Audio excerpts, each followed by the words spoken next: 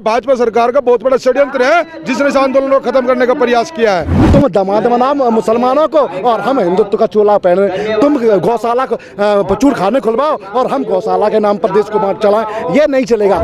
छोटी सी नन्ही मुन्नी हिंसा हुई है और वो भी नरेंद्र मोदी के रिश्तेदार ने किया, दीप सिद्धू ने। जिसने झंडा लहराया है वो दीप सिद्धू है, तेरे साथ उसकी फोटो है, तेरे भाई दूसरे आदमखोर नरबख्शी तड़ीपार के साथ है। जवाब दो, तुम उसके साथ क्यों खड़े हो? पढ़ा लिखा हिंदू है, वो देश के साथ है। लाल किला भी हमारा है, झंडा भी हमारा है। हम देश को बचाएंगे, भारत को बचाएंगे, अधिकारों को लड़ेंगे और इन चोरों और चक्के निकम्मों लोगों से आंख में आंख डाल के लड़ेंगे और जीतेंगे। ना डरेंगे ना झुकेंगे और छोड़ के तो भागने का सवाल ही। लाल किला डालमिया को जब बेचा है, जब तो शर्म नहीं आई लुच्चे को? अगर राष्ट्रीय धरोहर है तो बेच कैसे दिया? जो किसान थे, सही जैनवन आदमी थे, वो घूम करके अपने बॉर्डर पे आ गए, लेकिन वहाँ पे जो भाजपा के आदमी पहले से प्लांटेड थे वे व्यक्ति जाकर के वहाँ झंडा फहरा रहे हैं। हमारी तो कोई नरेंद्र मोदी जवाब दे कि दीप सिद्धू उसका रिश्तेदार है क्या, उससे क्या रिश्तेदारी है?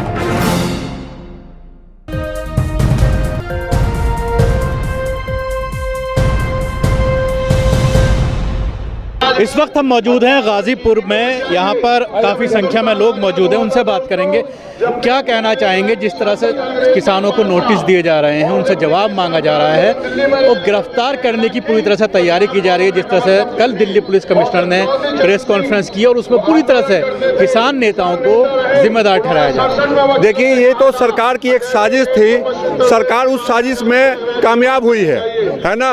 वरना 26 तारीख को जो इस तरह से तिरंगे का अपमान हुआ और देश शर्मसार हुआ, वो होता नहीं। उसका मैं एग्जाम्पल दे रहा हूं कि कोई भी अगर कुछ गलत कर रहा था तो सरकार गोली चलाना तो बहुत बड़ी बात, इतनी बड़ी घटना हुई कि उस पर गोली भी चल जाता तो सही होता, लेकिन सरकार ने वाटर कैनन का इस्तेमाल नहीं किया, आंसू गैस का गोला तक नहीं छोड़ा, जिसका नतीजा ये हुआ कि तिरंगे का अपमान वो भी लाल किले पे हो गया। इससे ज़्यादा शर्मसार कोई बात हो नहीं सकती है। लेकिन सरकार अपने राजनीतिक फायदे के लिए और किसान के आंदोलन को बदनाम करने के लिए ये सारा खुला छूट दे दिया। दिल्ली में नंगा नाच करवाया और आश्चर्य का बात है कि एक साल के अंदर दिल्ली की सरकार इतनी स्ट्रांग है और 2 दंगा हो जाता है। एक सांप्रदायिक दंगा हुआ जिसमें दिल्ली में सरकार बोलती है कि हिंदू की मैं बात करता हूँ, मैं भी हिंदू हूँ, और दिल्ली में हिंदू कट गया। तो इससे लानत की बात क्या हो सकती है? मोदी जी आपके रहते दिल्ली में हिंदू कट गया, मोदी जी आपके रहते दिल्ली में लाल किला पे राष्ट्रीय ध्वज का अपमान हो गया और आप जिंदा हैं। आप आइए चौक पे, मैं फांसी का फंदा तैयार करता हूँ, मैं डालूंगा आपके गले में। आप हिंदू कटने की बात कर रहे हैं। कपिल मिश्रा जो है वो ये कह रहा है मैं आंदोलन करूंगा। नहीं, आंदोलन होना चाहिए, कोई भी आंदोलन। देखिए, हम लोग गांधी के देश के हैं और हिंसा जो है वो किसी भी आंदोलन का या किसी भी जनशक्ति का सबसे बड़ी कमजोरी है। तो ये गांधीवादी रास्ते पे हम लोग चलने वाले लोग हैं। और मीडिया सब किसानों को देशद्रोही साबित करने में लगी।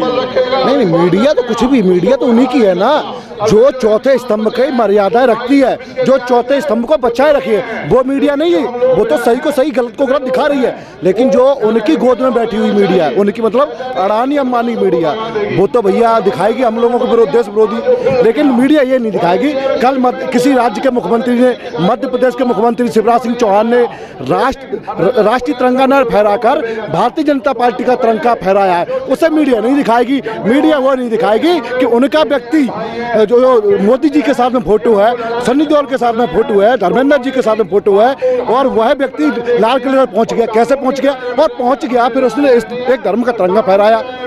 धर्म का तिरंगा फहराने के बाद सवाल हमसे किया जा रहा है, व्यक्ति उनका है, चोर हुआ है, और सवाल ईमानदार व्यक्ति से किया जा रहा है। सवाल तो हमें करना चाहिए कि तुम्हारी इंटेलिजेंस कहाँ थी, जो प्रशासन का क्या कर रहा था। लेकिन यहाँ बिल्कुल उल्टा हो रहा है। गोदी मीडिया क्या जानते हो? यही से कहते हैं गोदी मीडिया का मतलब सही को गलत दिखाना और गलत को सही दिखाना। स्पष्ट है कि ये लोग हमें बदनाम और बर्बाद करने की जिस प्रकार के साजिश रचाए हैं उसमें ये कामयाब नहीं हो। समझ में आ गया कि हिंदू मुस्लिम करो, वोट पालो, सिर्फ सत्ता। अरे भैया, इन्हें आजादी, ये पहले जाओ, आजादी के पूर्व में जाओ। आजादी के समय से इनका इतिहास रहा है, देश को बांटो, लटकाओ भटकाओ और देश को बांटो। किसी भी प्रकार से ये देश को हिंदू मुसलमान, तिलक टोपी के नाम पर, भारत पाकिस्तान के नाम पर, चीन लद्दाख ले न जाने कितने नामों पर ये लोग देश को बांटते आए हैं। लेकिन विकास की बात नहीं करेंगे, रोजगार की बात नहीं करेंगे, किसानों की बात नहीं करेंगे, दलितों की बात नहीं करेंगे, देश के अखंडता की बात नहीं करेंगे।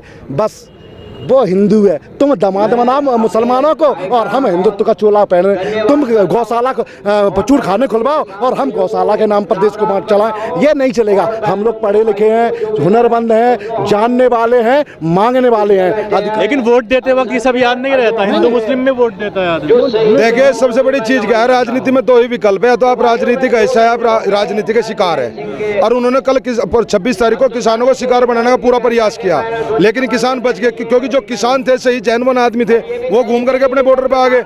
लेकिन वहाँ पे जो भाजपा के आदमी पहले से प्लांटेड थे, वे व्यक्ति जाकर के वहाँ झंडा फहरा रहे हैं। 11 बजे कैसे पहुँच गए? वो एक बात है, जिस आदमी का एक बाल भी बांका ना हुआ हो, जिस आदमी ने एक आंसू गैस का गोला भी ना झेला हो, वो आदमी डायरेक्ट जाकर झंडा कैसा फहरा देगा? किसान वहाँ तक पहुँचे नहीं, वे लोग कैसे चले गए? वे लोग देशद्रोही है, उनको पर मुकदमा होने चाहिए। और ये भाजपा सरकार का बहुत बड़ा षड्यंत्र है, जिसने इस आंदोलन को खत्म करने का प्रयास किया है। यह आंदोलन ऐसे समाप्त नहीं होगा। यहाँ किसान बैठा, सच्चे मन से बैठा, ईमानदारी से बैठा है, अपना तन मन धन लगा करके बैठा है, अपना घर खेत छोड़ करके यहाँ बैठा, अपने बच्चों को छोड़ करके बैठा है। ऐसे कैसे किसान यहाँ से चला जाए? कल से मीडिया पूरा तरह से बता रही है कि इतने संगठन अलग हो गए, लोग अलग हो रहे हैं, नोएडा का रास्ता खुल गया, गाजीपुर में भी बहुत कम तादाद में संगठन, दो ही संगठन अलग हुए हैं जिन्होंने बयान दिया है। एक संगठन तो जो पहले भगोड़ा था, भानु, वो चला गया था, गांव वालों ने पीट करके उल्टा भगा दिया, गांव में जगह नहीं मिली जाने की, तो उसको आना पड़ा दोबारा, अब उसको मिल गया बहाना, वो चला गया। एक था षड्यंत्रकारी जो यहाँ से बोल करके गया, वो षड्यंत्रकारी था, जिसने षड्यंत्र रचा था सारा, ये उसने सारे आंदोलन को खराब करने का प्रयास किया। जो आदमी यहाँ पे जैन मन है, जितने आदमी है यहाँ सब है। लोग कहते हैं भीड़ नहीं है, कौन कहता है भीड़ नहीं है? देखो पूरी भीड़ है। अरे भाई, जो आदमी 2 दिन के लिए आया था, 3 दिन के लिए आया था 26 जनवरी के प्रोग्राम के लिए, वही तो गया है। जो आदमी 60 दिन से यहाँ रहा है, वो नहीं गया यहाँ से, वो यहीं पे ही है। उन लोगों की संगत अगर दिखता तुम्हें, टेंट हटे हुए हैं, टेंट सिर्फ वो हटे जो लंगर ज्यादा लगाए गए थे, ज्यादा आदमी की संख्या के लिए, ज्यादा आदमी को रोकने के लिए।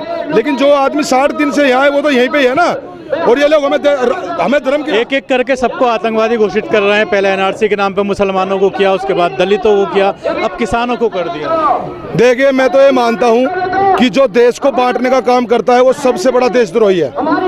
आज ये तिरंगे की बात करते हैं कि तिरंगे का अपमान किसान ने किया। किसान के तो दिल में तिरंगा है। आज मैं आपके चैनल के माध्यम से बताना चाहता हूँ, तिरंगा है क्या? तिरंगे में 3 रंग है। कहाँ से? सबसे पहले ऊपर केसरी रंग है, वो सूरज की किरण से लिया गया है, जहाँ से सूरज उगता है, जहाँ सूरज छपता है, वहाँ तक मेरा भारत है। सफेद रंग पानी से लिया गया है, जहाँ से पानी शुरू होता है, जहाँ खत्म होता है, वहाँ तक मेरा भारत है। हरा रंग हमारी खेती से लिया गया है, ग्रीनरी से लिया गया है, जहाँ से हरियाली शुरू होती है, जहाँ हरियाली समाप्त होती है, वहाँ तक मेरा भारत है। और जो बीच में चक्र है, अशोक चक्र, ये 24 तिल्लियाँ है, इसके अंदर ये सिखाता है कि हमारे दिल के अंदर 24 घंटे भारत है, हमारे दिल के अंदर तिरंगा है। इन लोगों की तरह गोड से नहीं है यहाँ पे कि एक तरफ दिल में गोड से रखते हैं और माला जा करके गांधी जी को पहनाते हैं, ऐसा नहीं है। जब एनआरसी का मसला आया था, मुसलमान लड़ रहे थे, उस टाइम पूरी तरह से हिंदू उनके खिलाफ थे, मजाक बना रहे थे, कागज मांगे जा रहे थे। नहीं, हिंदू किसी के खिलाफ नहीं था। जो पढ़ा लिखा हिंदू है वो देश के साथ है, और जो इनके साथ है, जो आरएसएसवादी है, वो देश को हमेशा बांटने का काम करते हैं। कल के हम घटना बताएं, 11 बजे हम लोगों की परेड शुरू हुई, ट्रैक्टर मार्च, और वो 11 बजे दीप सिंह सिद्धू वहाँ पर लाल किले पहुँच गया। वहाँ की जो इंटेलिजेंस एजेंसियाँ थी वो क्या कर रही थी? रही बात यहाँ की संख्या की, कल से टीवी चैनल वाले दिखा रहे हैं कि संख्या बहुत कम है। तो हम बता देना चाहते हैं कि हम लोग गाँव गए हैं राशन पानी एकत्रित करने, क्योंकि अब जो गाँव से आ रहा है, हम लोग मुकदमा जेल के आ रहे हैं। अब मैं आगरा से हूँ, मुझे प्रशासन ने 2 बार जेल में डाला है, और मैं जेल से आया हूँ भी इसी किसान आंदोलन में। अब जो भी आ रहे हैं वो तप के आ रहे हैं, और ना हम लोग डरने वाले हैं ना झुकने वाले हैं। पढ़े लिखे हैं, हम इसलिए लड़ रहे हैं क्योंकि हमारे बाप दादाओं की जो जमीन है, जो मिट्टी है, भारत का मतलब जानते हो मिट्टी, भारत का मतलब गांव। ये इंडिया नहीं वो अडानी अंबानी वाला इंडिया, ये भारत वाला इंडिया जो गांवों में निवास करता है। वो गांवों से भारत आ रहा है यहाँ दिल्ली में, और हमारा ये दिल्ली है, लाल किला भी हमारा है, झंडा भी हमारा है। हम देश को बचाएंगे, भारत को बचाएंगे, अधिकारों को लड़ेंगे, और इन चोरों और चक्के निकम्मों लोगों से आंख में आंख डाल के लड़ेंगे और जीतेंगे। ना डरेंगे ना झुकेंगे, और छोड़ के तो भागने का सवाल ही नहीं है। पुलिस का भी मूवमेंट यहाँ पर शुरू हुआ है, जिस तरह से टॉयलेट हटाए जा रहे हैं, पानी खत्म काट दिया गया है, तो किस तरह से आगे मूवमेंट चलेगा? देखो जो पुलिस को बढ़ाने की कवायद है वो तो डराने की कवायद है। सुप्रीम कोर्ट का सख्त आदेश है कि शांतिपूर्वक धरना देने वाले किसानों को छूना नहीं है। तो लेकिन अब तो शांतिपूर्ण रहा नहीं। शांतिपूर्ण तो जो कि देखिए आप एक छोटी सी नन्ही मुन्नी हिंसा हुई है और वो भी नरेंद्र मोदी के रिश्तेदार ने किया, दीप सिद्धू ने। दीप सिद्धू पर FIR करिए, लाल किले में उसको घुसने किसने दिया। दूसरी बात, नरेंद्र मोदी और अमित शाह के साथ उसकी ड्राइंग रूम की फोटो है।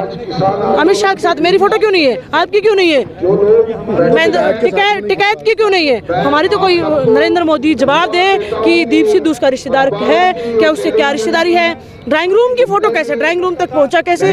मैं तो नहीं पहुंची।